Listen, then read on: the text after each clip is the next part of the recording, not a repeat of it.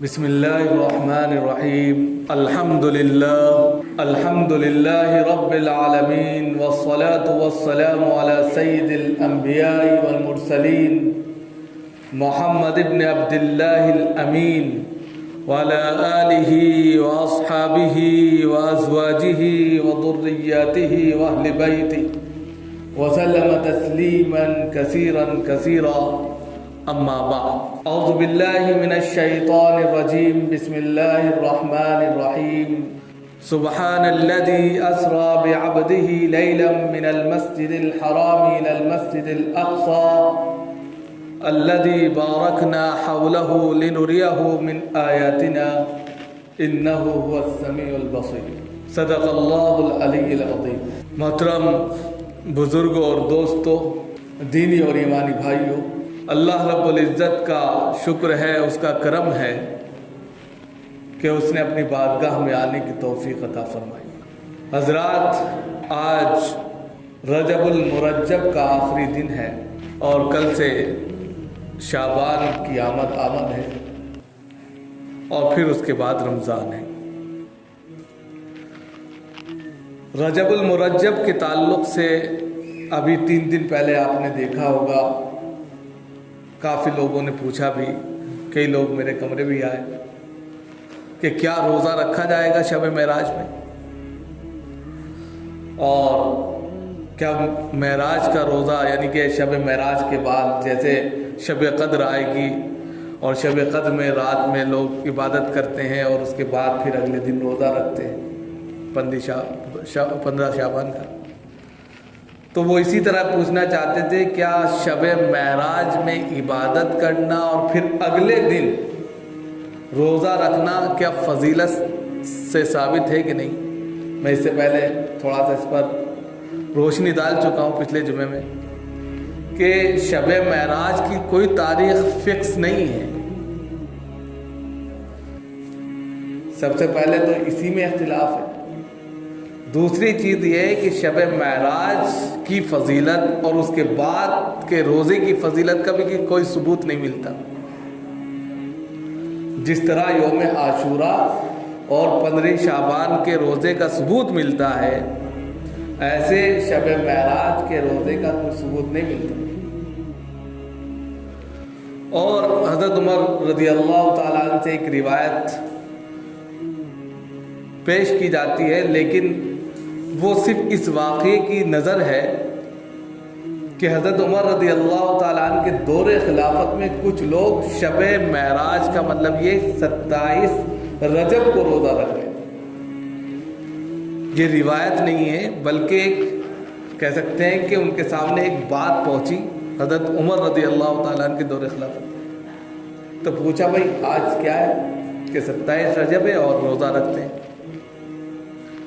کیوں رکھتے ہیں؟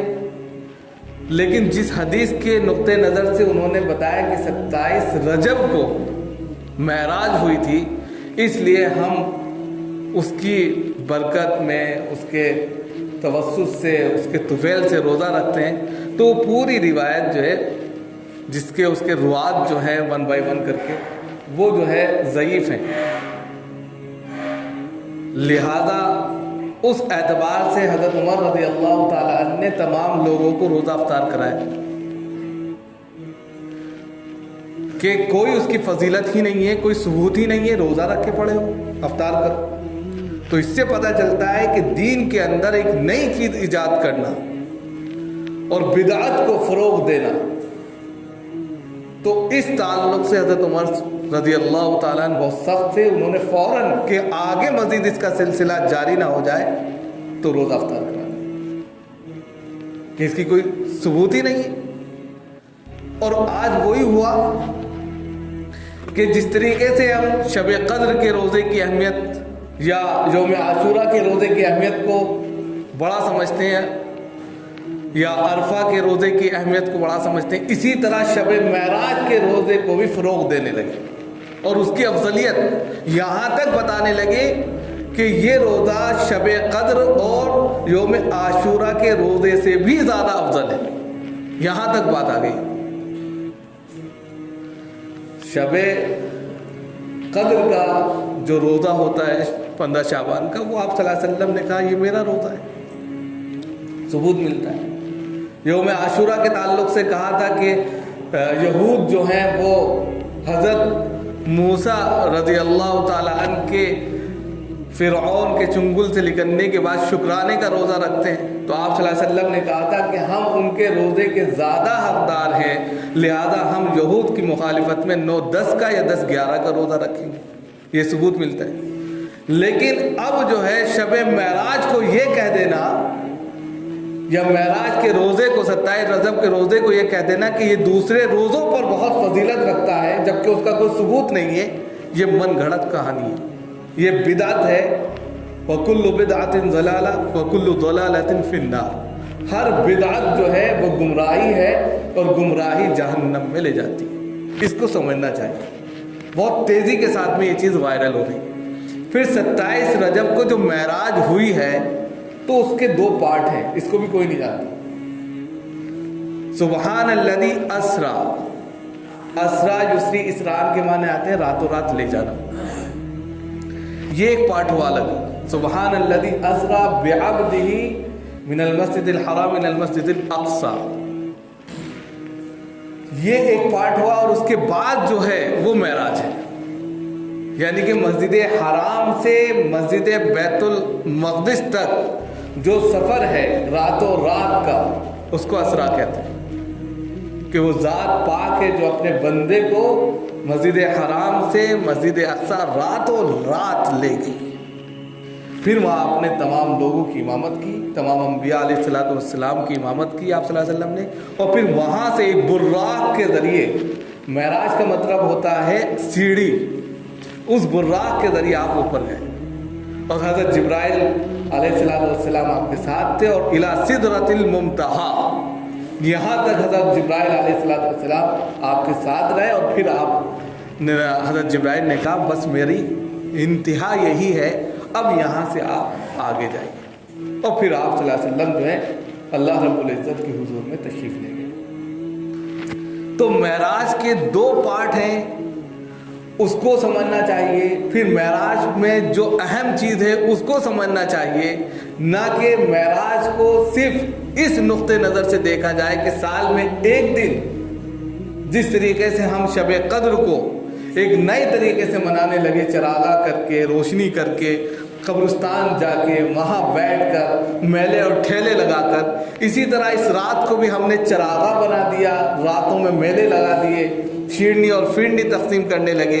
और फिर उसके बाद जो है लोगों को दावत देने लगे और उसके बाद फिर रोज़ा रखने लगे। ये सब बिदअत है।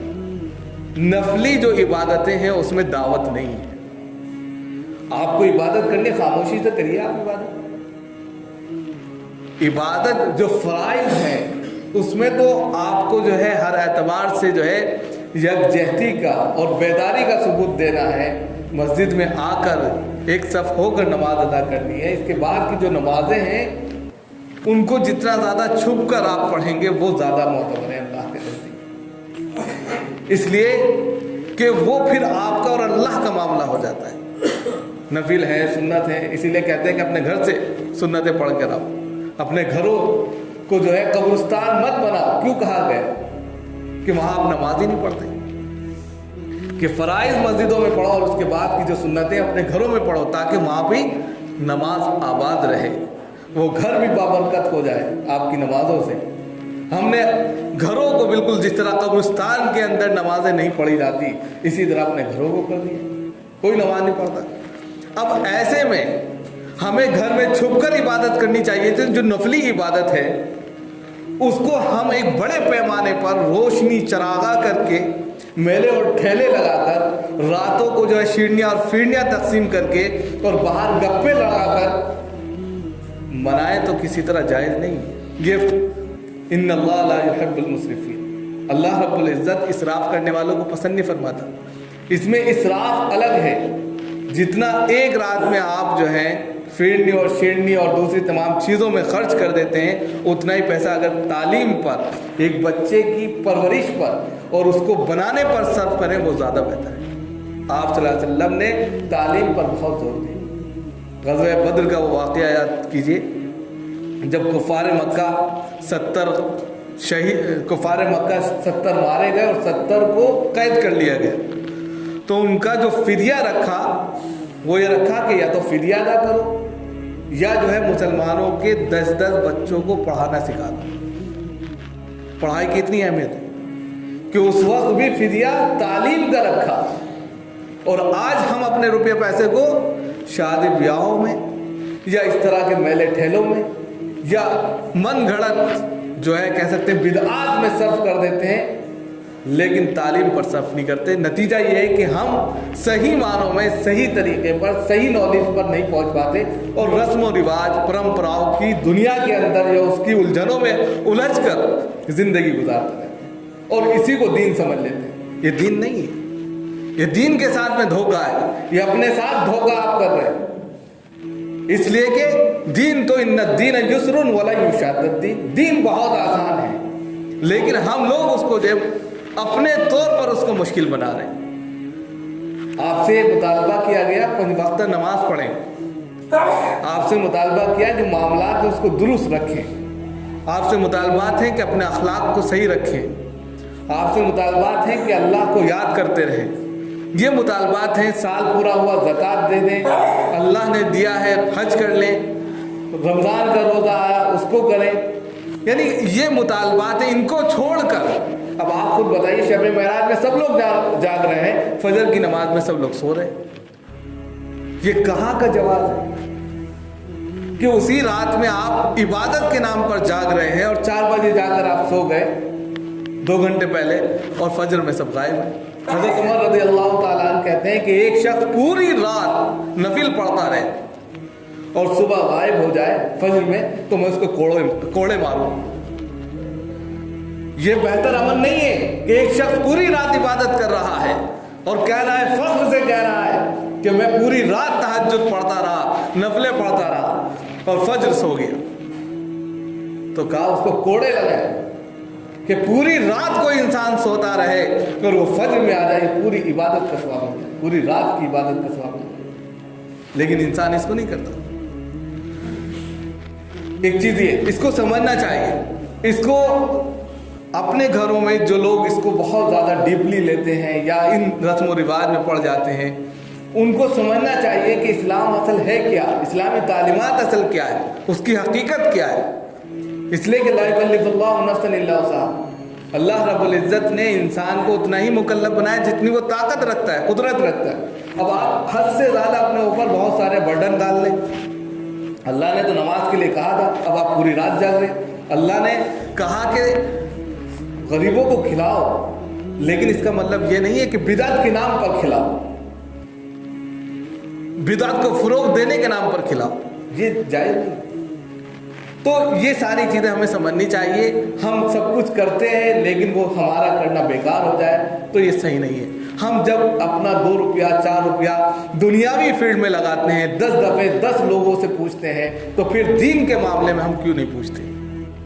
आप कोई बिजनेस करते हैं, आप कोई काम धंधा करते हैं, तो 10 लोगों से उसके एक्सपर्ट से पूछते हैं कि भाई कैसा है, कैसा रहेगा, तो वो आप आगे बढ़ते हैं। दीन के मामले में आप जैसा चल रहा है धर्रा उसी पर अपनी ज़िंदगी को निकाल ले जाते हैं, तो कहाँ का इंसाफ। बहुत अफसोस की बात है, हम दीन के ताल्लुक से संजीदा नहीं होते और साल में एक दिन मनाकर ये सोचते हैं कि बस पूरे साल की इबादत का सवाब हमें मिल गया, तो ये भी बहुत बड़े अफसोस की बात है। तो एक तो ये चीज़ हुई, उम्मीद है कि ये चीज़ समझ में आई होगी।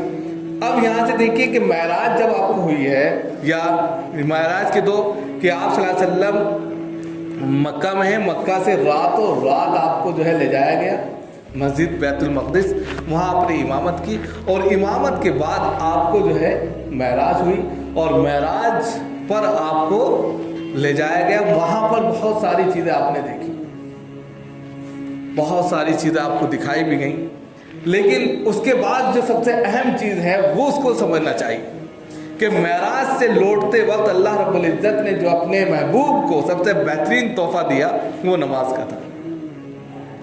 आप किसी के घर जाते हैं, किसी को कोई आपके पास आता है तो आप चाहते हैं कि उसको कोई गिफ्ट दे, कोई हदिया दे, ताकि उससे मोहब्बतें बरकरार रहें, एक दूसरे से ताल्लुकात उस्तवार रहें।